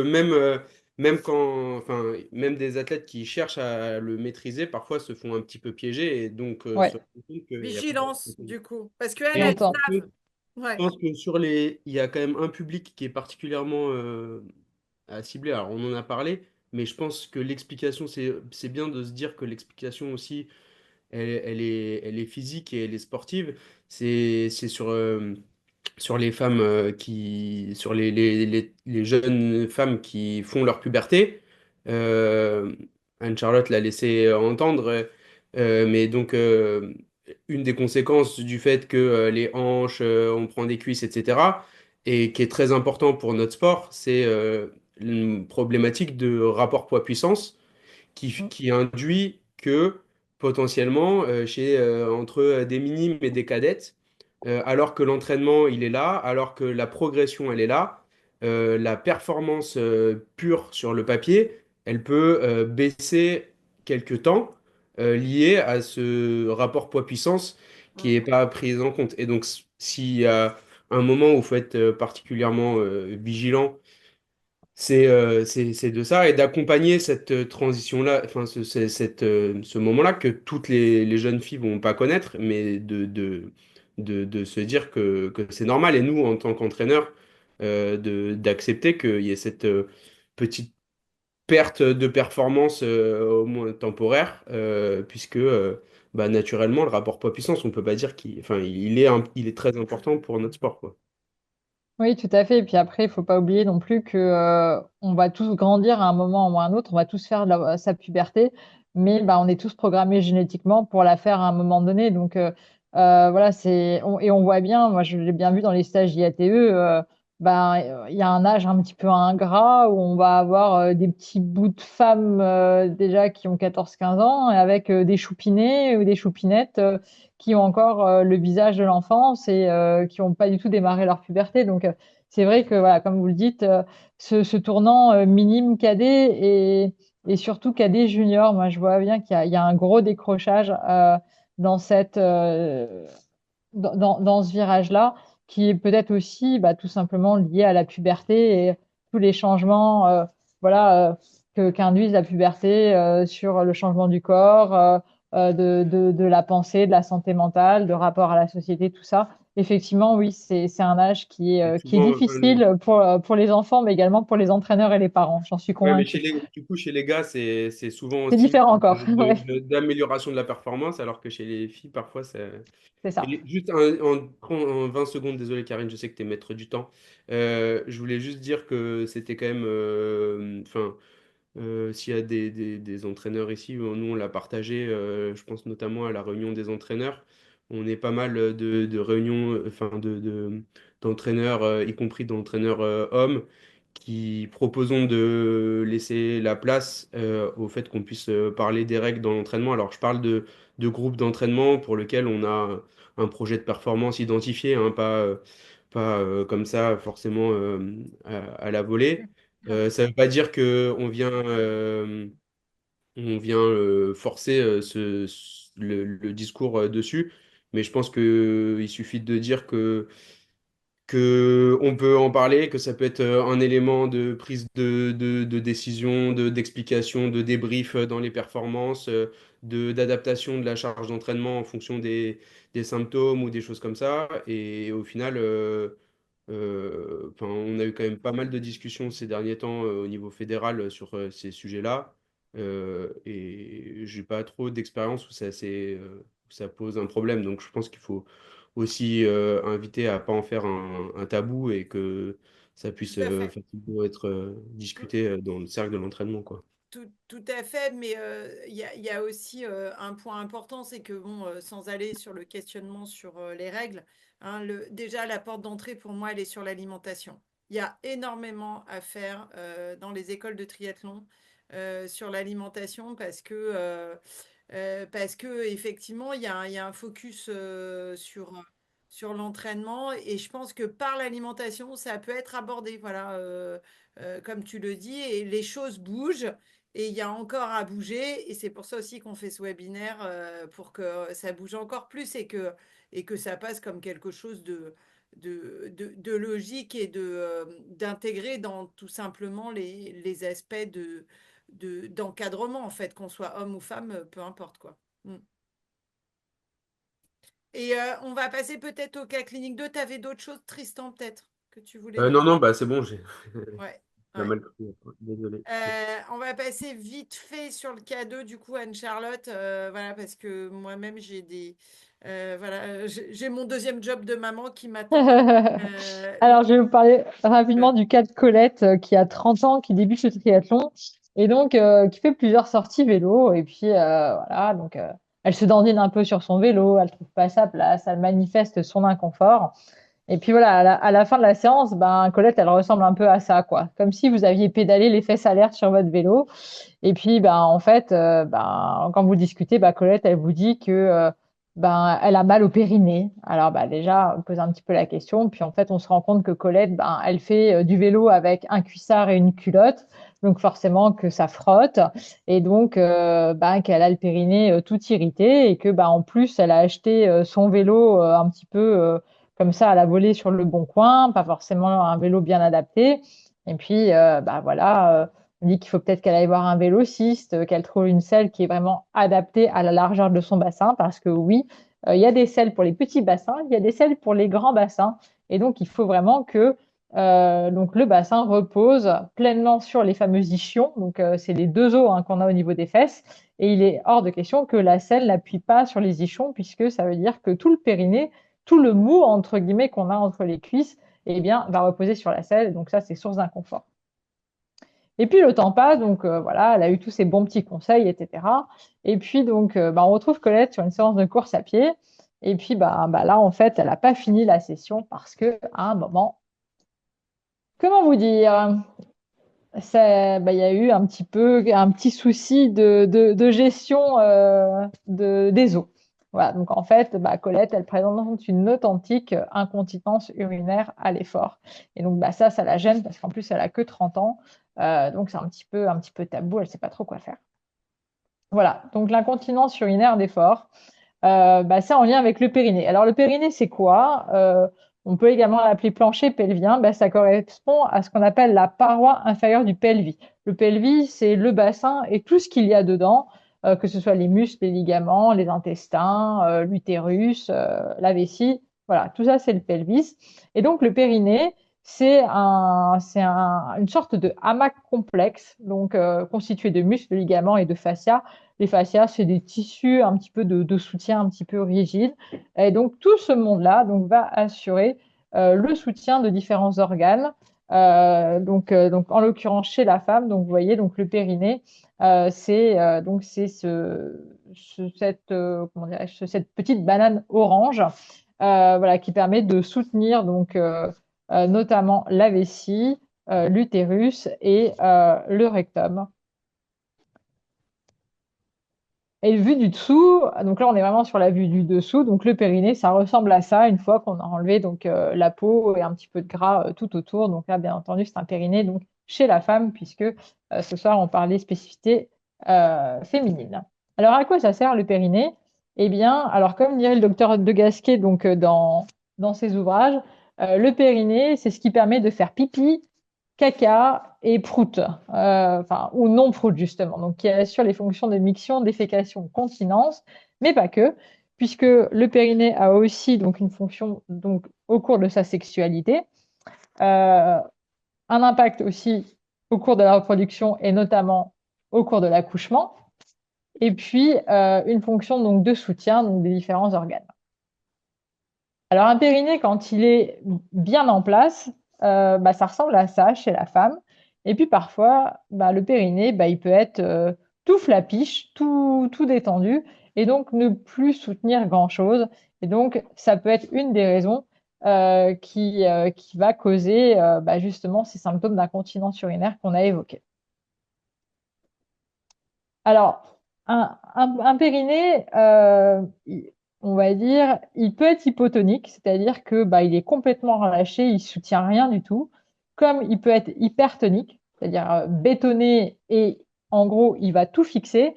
Mais il faut garder à l'esprit que le périnée c'est quelque chose de vivant, c'est quelque chose qui doit bouger, comme un muscle en fait, qui doit pouvoir se contracter, se décontracter, s'adapter, on va dire, aux différents mouvements. Donc, lorsqu'il va y avoir des symptômes, et notamment d'incontinence urinaire, là vous parlez de prolapsus ce soir, donc de descendre des organes, c'est vraiment un périnée qui ne va pas bien fonctionner, soit parce qu'il est trop mou, soit parce qu'il est trop tendu, comme je vous l'ai dit, soit parce qu'il ne bouge pas correctement, parce que il y a ce qu'on appelle une dysfonction au niveau des os, par exemple au niveau du coccyx. Un coccyx qui ne fonctionnerait pas bien, qui serait complètement bloqué, pourrait induire un mauvais fonctionnement périnéal. Alors, dans le cas d'un périnée qui va être tout flapiche, qui va être hypotonique, eh bien, les facteurs de risque sont les suivants. Donc, l'hyperpression abdominale par un excès de poids, par exemple, parce qu'il y a une constipation qui est chronique, donc chez des femmes qui vont devoir beaucoup pousser pour pouvoir exonérer, ou chez une femme, par exemple, qui fume ou qui est allergique et qui va tousser de manière régulière au cours de la journée. Donc ça va faire des petits chocs et des petites pressions sur le périnée.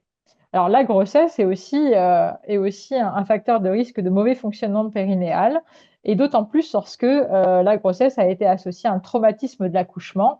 Alors quand on parle de traumatisme, c'est un accouchement un petit peu difficile où il y a eu nécessité donc de prendre des outils hein, comme des spatules pour pouvoir extraire l'enfant. Donc ça peut créer des traumatismes où on a vraiment tiré sur vraiment le périnée. Alors, Anne-Charlotte, euh, juste, je voulais dire là, par rapport aux femmes qui sont connectées, le périnée, c'est pas que la période où quand vous avez eu vos enfants. Le périnée, c'est tout au long de sa vie, parce que évidemment, tout au long de sa vie, il se passe des choses, et pour encadrer beaucoup de femmes, et pour en avoir régulièrement, et c'est ce que tu vas dire derrière. Alors, c'est vrai qu'on focalise, il y a beaucoup de communication périnée post-grossesse, mais ce n'est pas que ça commence dès le plus jeune âge. Et quand je vois, alors encore vigilance, évidemment, sur vos exercices de gainage, mesdames, hein, s'il vous plaît, faites en tout cas ce qu'il faut. Et surtout sur les exercices où il y a un rapprochement des épaules vers le bassin, évidemment, vous êtes à risque de mettre en péril votre périnée. On en reparlera tout à l'heure. Alors, juste pour rebondir sur ce que tu disais, Karine, la grossesse, une fois, alors, le fait qu'il y ait eu un enfant, ben, forcément, ça va appuyer, ça va créer de la contrainte. Et donc, ce fameux périnée, ben, qu'est-ce qu'il va faire? Ben, il va, par force d'extension, ben, il va se relâcher et il ne va plus assurer son rôle premier de soutien. Et donc, c'est pour ça qu'il faut faire donc, de la rééducation périnéale après chaque grossesse pour justement eh bien, le retonifier. Euh, et ça, c'est quelque chose qui s'applique aussi chez des dames qui ont accouché non pas par voie basse, mais qui ont eu une césarienne. Parce qu'on dit, oui, bah, de toute façon, vous avez eu une césarienne, donc vous n'avez pas besoin de faire de rééducation. Ben si, parce que vous avez quand même porté cet enfant pendant 9 mois, parce qu'il a quand même appuyé sur votre périnée qui s'est relâché progressivement. Donc, la rééducation périnéale, c'est pour toute femme qui a eu un enfant, qu'elle a accouché voie basse, qu'elle a accouché césarienne, qu'elle a eu un, deux ou trois enfants, on fait de la rééducation périnéale à chaque fois qu'on a accouché, à chaque fois qu'on a porté un enfant. Et si maintenant on me dit, oh mon Dieu, j'ai eu une césarienne et j'ai pas eu de kiné, c'est trop tard, pas d'inquiétude, on fait sa rééducation périnéale, même si on a accouché il y a 2, 3 ans, 5 ans, c'est dans tous les cas bénéfique. Alors, ce qu'il faut dire aussi, les variations hormonales, et notamment la carence en oestrogène, va faire que ben, ce périnée, il va devenir complètement relâché. Et notamment une période qui est compliquée, qui s'appelle un peu la ménopause, où là, effectivement, la carence œstrogénique eh bien, va augmenter le risque de syndrome génito-urinaire, c'est-à-dire eh ben, cette incontinence urinaire, cet inconfort génital.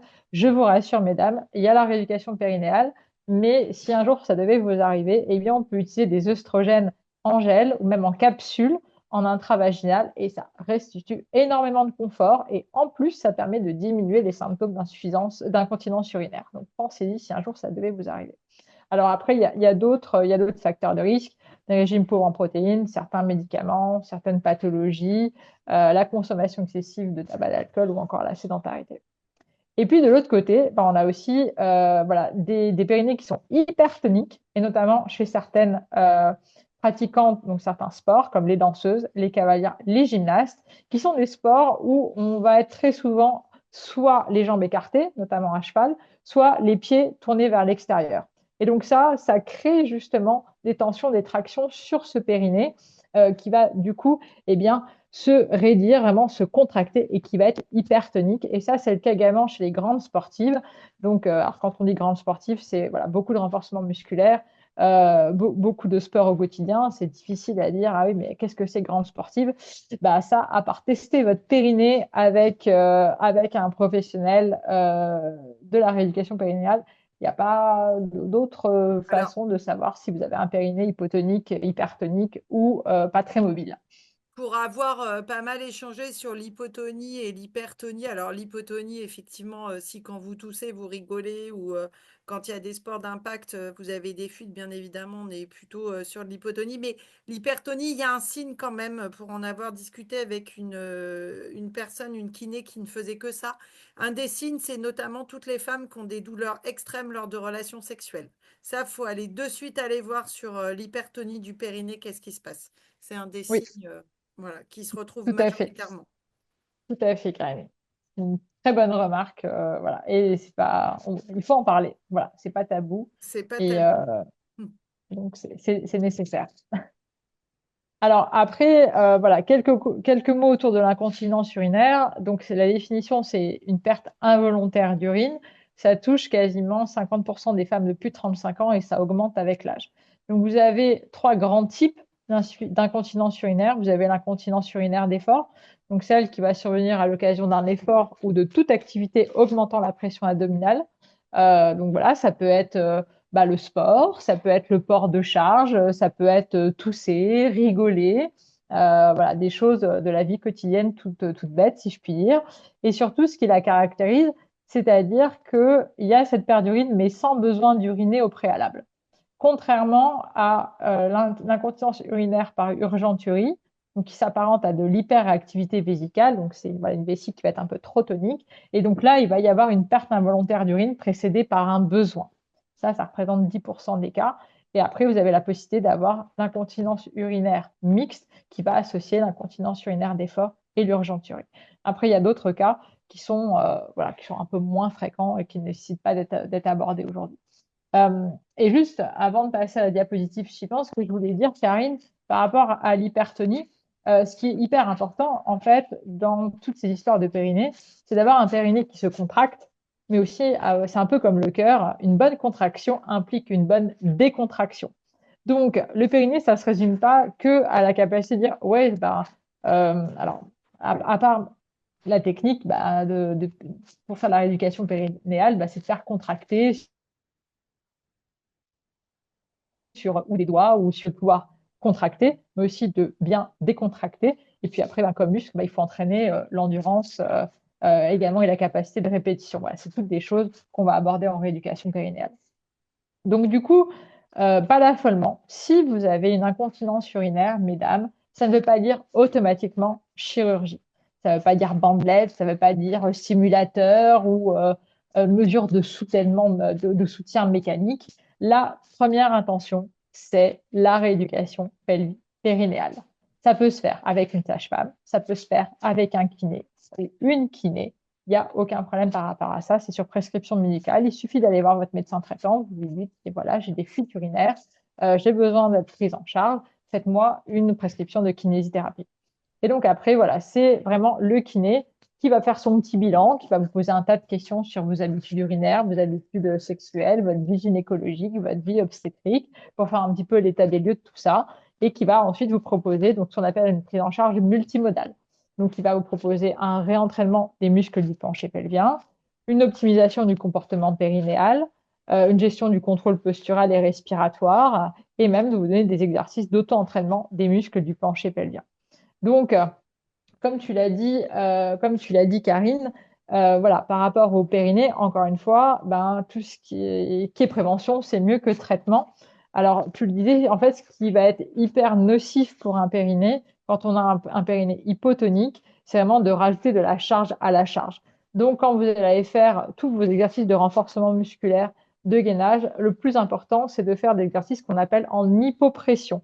Faire donc les fameux abdominaux hypopressifs, c'est-à-dire que quand vous allez faire vos différentes contractions, différents types d'abdos, le but du jeu, c'est de ne pas prendre sa respiration, gonfler le ventre bloqué et faire ces contractions dessus, mais c'est vraiment de souffler, vider et surtout d'essayer de tout remonter, vraiment comme si on voulait tout écraser, écraser nos intestins, tant avec la sangle abdominale qu'avec le pelvis, qu'avec le périnée, comme si vous vouliez retenir soit un gaz ou soit un tampon qui allait partir dans la nature. Donc c'est vraiment voilà, de dire je fais mes exercices de renforcement en gardant en tête que il ne faut pas gonfler, mais il faut surtout dégonfler et tout serrer, serrer, serrer, serrer, comme si on voulait écraser tout ce qu'il y avait à l'intérieur. Et bien évidemment, alors je rajoute pour avoir énormément de femmes sur ces aspects-là, dans les facteurs de risque. Alors, mesdames, si vous avez des postures, enfin des jobs sédentaires, alors évidemment, hyperpression abdominale qui est en lien aussi avec un manque de muscles profonds qui va faire que vous allez flancher le buste, pencher le buste, et du coup, ça fait une hyperpression abdominale. Les mécanismes respiratoires, hein, plus vous êtes sur les écrans, plus vous avez de risques de faire des apnées et d'engendrer des hyperpressions abdominales. Alors, j'ai beaucoup de femmes aussi qui viennent me voir, qui voient des kinés ça va mieux et ça repart. S'il vous plaît, le truc à checker et à vérifier en premier, c'est déjà le fonctionnement de votre diaphragme. Parce que vous comprenez bien que si vous rééduquez le bas, hein, si par exemple on a un périnée hypotonique, vous le rééduquez, ça va mieux. Mais si le diaphragme ne fonctionne pas bien et qu'il est en position basse, bon, il va toujours appuyer. Donc ça, les kinés, ils le savent normalement, mais j'en récupère malheureusement encore des femmes pour lesquelles il n'y a pas eu l'investigation diaphragme. Votre diaphragme doit correctement bien fonctionner. C'est une fois que le diaphragme fonctionne bien qu'on va aller rééduquer. Enfin, en tout cas, on le fait en parallèle. Mais en tout cas, si vous avez fait votre rééducation et que ça recommence, ça veut dire que ça n'a peut-être pas été investigué sur le diaphragme.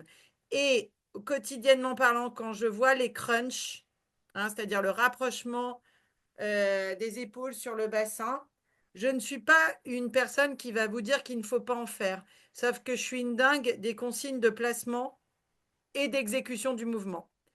Quand je vois certaines planches dans des clubs, je prends l'exo type, ça me fait peur. Hein. Quand je vois le truc que vous devez vérifier, c'est de ne jamais faire d'apnée quand vous faites déjà vos exercices de renforcement et d'être raccord sur les consignes de placement et d'exécution de gestes.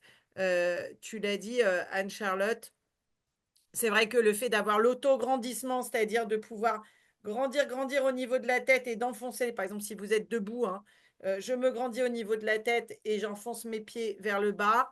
Je retiens, moi je dis toujours fortement un gaz vers l'arrière parce que quand vous retenez vers l'arrière, vous êtes sûr qu'il y a un petit engagement vers l'avant si vous êtes débutante, notamment. Et on va aller travailler sur, j'inspire par le nez et je vais aller souffler par la bouche comme si je voulais faire de la buée tout en me grandissant en haut et en bas et ça fait. Voilà, vous faites le haka pour renforcer vos muscles profonds. Et bien évidemment, voilà, faites très attention sur les exercices de renforcement. Dans les clubs, il y a plein de choses. On avait fait, typiquement, on avait montré les exercices hein, sur un précédent webinaire. Je vous invite vraiment à y aller. Voilà, j'avais montré tout un tas d'exercices. Tu voulais peut-être rajouter quelque chose, Anne-Charlotte? Eh ben, écoute, oui, regarde, tu fais la transition avec ma dernière diapositive sur la bibliographie. Donc là, vous pouvez retrouver vraiment toutes les, alors pour le REDS, les conférences de consensus du Comité international olympique. Voilà, ainsi, alors si vous n'êtes pas trop confort avec l'anglais, vu que c'est des conférences en anglais, vous pouvez aller sur le site de Réforme, qui est le réseau francophone olympique de recherche en médecine du sport, qui traduit en fait ces consensus en français, qui propose une petite synthèse en français, mais également une infographie relative à ces consensus. Donc, ça peut également vous être utile. Et pour tout ce qui est périnée, voilà, je vous invite à aller sur YouTube et à regarder les vidéos qui ont été faites par l'INSEP, par l'Institut national du sport, de l'exercice et de la performance, avec pas mal de petites vidéos donc, sur l'incontinence urinaire d'effort. Ça vous explique ce que c'est le périnée, comment ça fonctionne et les problématiques de différents sports. Alors, il n'y a pas forcément de triathlon, mais voilà, ça vous donnera quelques idées, y compris quelques idées de prévention pour faire votre renforcement musculaire. Et après, si vous êtes plutôt bouquin, eh bien, vous pouvez Moi, j'aime beaucoup les livres du docteur Bernadette de Gasquet chez Marabout, qui a notamment écrit. Je l'ai là, je vais vous le montrer. Voilà, périnée, arrêtez le massacre, abdominaux, arrêtez le massacre. Voilà, je les ai là. C'est bien écrit, c'est très sympa. Voilà, ça peut être très utile. Mais c'est vrai que pour la rééducation, malheureusement, bah, il faut passer par un professionnel. Ça implique bah, de mettre les doigts dans le vagin, éventuellement dans le rectum, de faire des contractions. Alors ouais, c'est pas hyper sexy. Se retrouver, pardonnez-moi, la foufoune à l'air avec une kiné qu'on connaît pas, qui va y mettre ses doigts. J'entends que ce soit un petit peu angoissant, mais voilà, malheureusement, il n'y a pas beaucoup d'autres techniques. Après, voilà, il faut vous dire que même si ça vous gêne un petit peu, il y a aussi des possibilités d'utiliser aujourd'hui des applications, du matériel de rééducation à domicile avec des sondes connectées. Voilà, si c'est une alternative voilà, qui pourrait vous convenir, bah, sachez qu'elle existe. Et comme je vous ai dit, voilà, l'incontinence urinaire, on vous obligera jamais à aller voir le chirurgien pour vous faire opérer dans tous les cas, même si votre médecin vous envoie voir un chirurgien urologue. eh bien, celui-ci vous prescrirait de la rééducation. Donc, ça peut aller jusqu'à 25, 30 séances.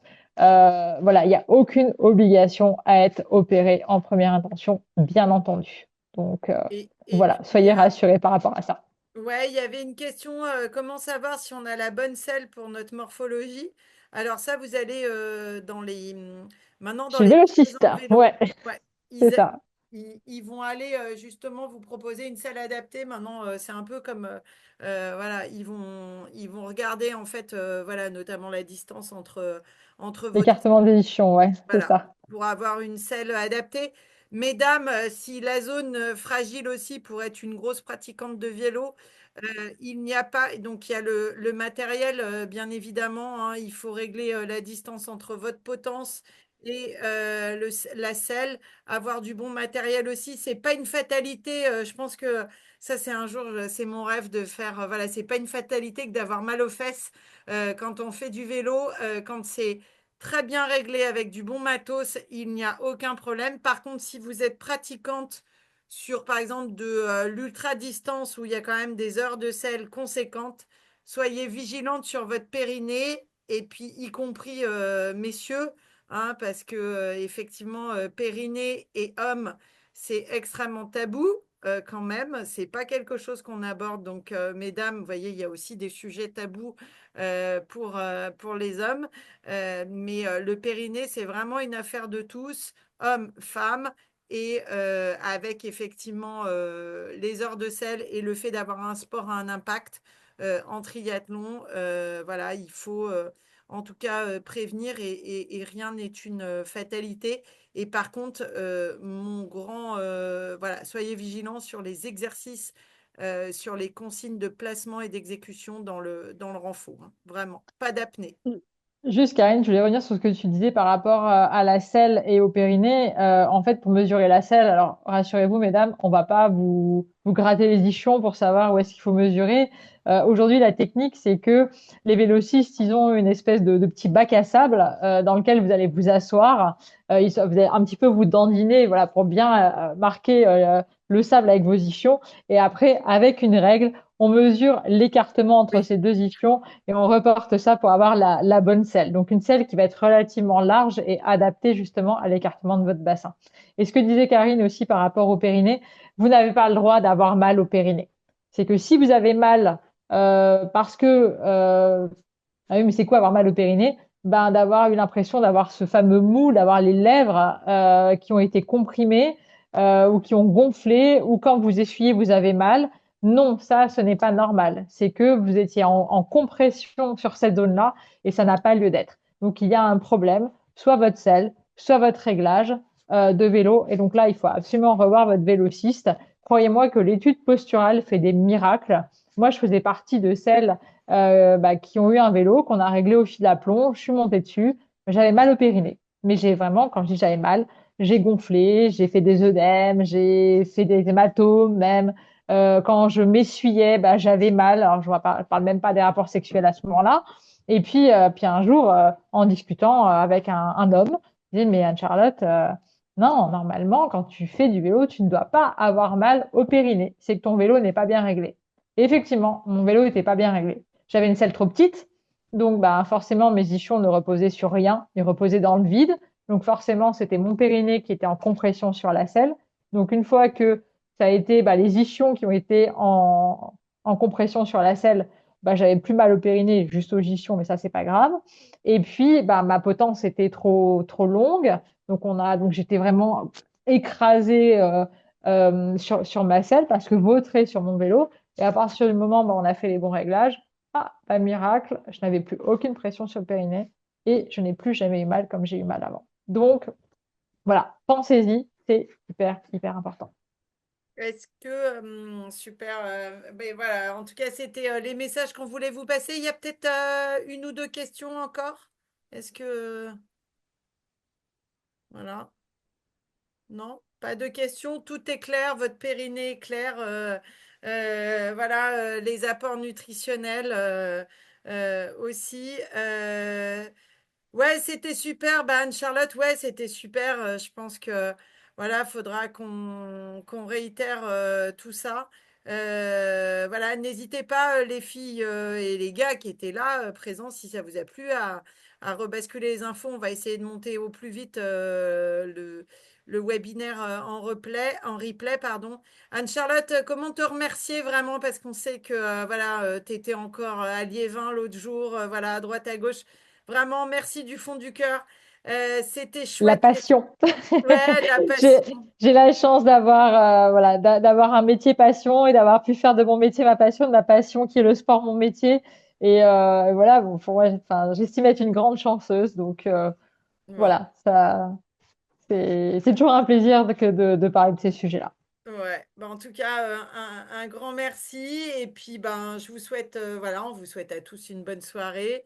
Voilà, et puis n'hésitez pas, voilà, à nous ressolliciter si vous avez des questions, d'autres thématiques que vous souhaiteriez qu'on aborde. Enfin, moi, j'en ai plein en tête, évidemment. On continue à bouger les lignes, je pense que c'est important aussi. Voilà, et on vous dit à très vite. Voilà. Merci beaucoup pour votre présence. Bonne Allez, soirée. À bonne bientôt. soirée. Au revoir et bon appétit, bien sûr, pour celles qui n'ont pas mangé et ceux qui n'ont pas mangé. Bonne soirée.